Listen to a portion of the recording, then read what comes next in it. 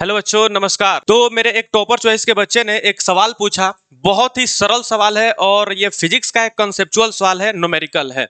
तो उसने क्वेश्चन पूछा और मैंने जब यहाँ से बना करके सॉल्यूशन भेजा उसके पास, तो उसने बोला कि सर वो किसी और प्लेटफॉर्म से भी पढ़ता है जिसका मैं नाम नहीं लेना चाहूंगा। एक और टीचर है जो कि साइंस पढ़ाते हैं, लेकिन वो मतलब कि गलत पढ़ा दिए थे। मतलब गलती से ही गलती हो गया था। ठीक है, मानते हैं कि हर एक मनुष्य से गलती होता है। तो लाइव सेशन में वो जब क्लास ले रहे थे तो उसका वीडियो मेरे पास उसने भेजा कि सर देखिए, आपने तो दूसरा आंसर ला दिया है और उन सर का दूसरा आ रहा है। और उस क्वेश्चन में उसको बहुत ही ज्यादा मतलब जटिलता दिख रही थी। वो कंफ्यूज था खुद में कि मतलब कि सर आपका सही है कि मेरा सही है। ठीक है बच्चों, पहले निकालना है आर। आर बराबर होता है भी बटा, है ना, आर बराबर होता है भी बटा आई, है ना। पहले आई निकालना पड़ेगा। आई बराबर होता है टी बराबर भी आई। तो बच्चों भी आई होता है, हमको आई चाहिए। आई बराबर होता है पी बटा भी। तो बच्चों पहला हो जाएगा P1 और V1 और दूसरा हो जाएगा P2 और V2। श्रेणी क्रम में जोड़ना है, सीधा जोड़ दो। तो आंसर होगा बच्चों P1 V1 P2 V2।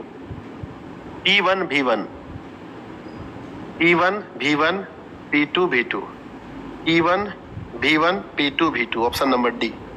Option number D होगा बच्चों। इसको जोड़ने पर क्या होगा, P1 है ना, P1 V1 प्लस P2 और V2। इसको जोड़ने पर यही समतुल्य प्रतिरोध का मान होगा। समतुल्य प्रतिरोध का मान यही होगा बच्चों, है ना।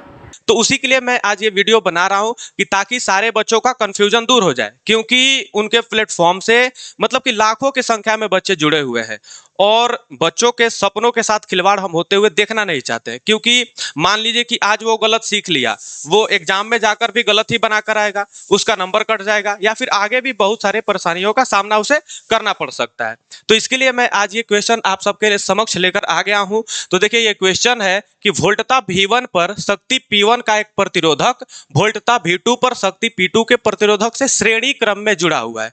मतलब कि दो प्रतिरोधक हैं और दोनों के दोनों श्रेणी क्रम में जुड़े हुए हैं। पहले वाले का वोल्टता V1 है और शक्ति P1 है और दूसरे वाले का वोल्टता V2 है और शक्ति P2 है। तो इसका समतुल्य प्रतिरोध क्या होगा? तो सिंपली हमें समतुल्य प्रतिरोध के लिए सबसे पहले प्रतिरोध निकालना जरूरी है। तो एक फॉर्मूला आपको पता होगा, जब श्रेणी क्रम में जुड़े रहते हैं प्रतिरोध तो समतुल्य प्रतिरोध होता है, मतलब सभी को आपस में जोड़ देते हैं, R1 प्लस R2। मतलब जितना भी प्रतिरोध दिया रहेगा सबको आपस में डायरेक्टली जोड़ देते हैं। तो ये इसका फॉर्मूला हुआ। और इसके बीच में अगर हम लोग संबंध देखें तो एक फॉर्मूला आपको पता होगा कि पावर यानी शक्ति बराबर होता है V² बटा में R। और R को यदि P से रिलेट करें तो R बराबर आपका हो जाएगा V² बटा में P। तो इस फॉर्मूले पर हम लोग पुट कर देंगे। देखो कैसे बन जाएगा, सिंपल है बहुत ही ज्यादा।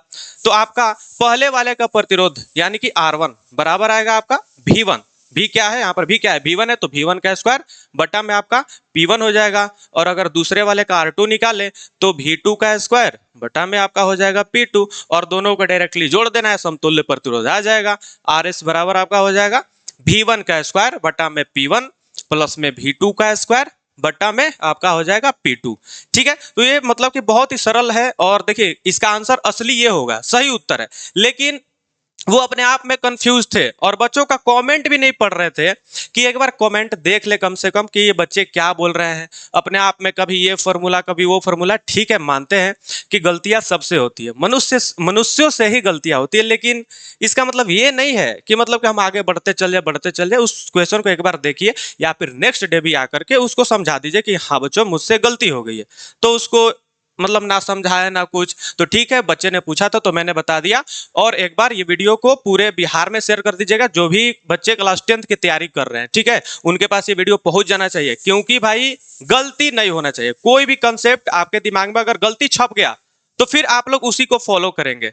ठीक है, तो चलिए, आप सबसे अनुरोध है कि अगर वीडियो पसंद आया होगा तो वीडियो को लाइक कर दीजिएगा और एक बार शेयर कर दीजिएगा। और मैं उन सारे शिक्षकों से अनुरोध करता हूं कि अगर वो गलती से भी गलती पढ़ा दें तो उसको नेक्स्ट सेशन में डाउट सेशन रख करके वे लोग क्या करें, एक बार की गलती को सुधार ले। ठीक है, ताकि बच्चों के भविष्य के साथ खिलवाड़ ना हो। चलिए, बहुत बहुत धन्यवाद। जय हिंद।